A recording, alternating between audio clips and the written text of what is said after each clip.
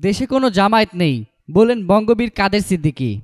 একাদশ জাতীয় সংসদ নির্বাচনে দলগতভাবে নির্বাচন করতে পারছে না বাংলাদেশ জামায়াতে ইসলামী।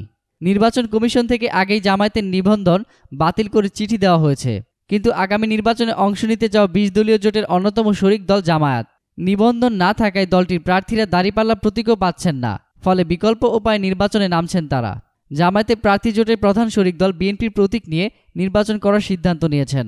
ধানের শীষ প্রতীকী নির্বাচনের জন্য তাদের মনোনয়নও দেওয়া হয়েছে। এ বিষয়ে ঐক্যফ্রন্টের শরিক দল কৃষক শ্রমিক জনতা লীগের সভাপতি বঙ্গবীর কাদের সিদ্দিকী বিবিসি বাংলাকে দেওয়া এক সাক্ষাৎকারে বলেন, আসলে আমি জানি না আপনারা কোথা থেকে পেলেন জামায়াতকে। এখন দেশে কোনো জামায়াত নেই। দেশের মানুষ যারা আছে এদেশের নাগরিক, বয়স হলে তাদের যে কেউ নির্বাচন করতে পারে। কাদের সিদ্দিকী বলেন, তারপরও যদি বলেন আমি আপনার সঙ্গে একমত হব যে জামায়াত না থাকলেও জামাতিরা আছে। আমি যখন একটা ট্রেনে উঠব তখন সেই ট্রেনে টিকিট করে যে কেউ উঠতে পারে।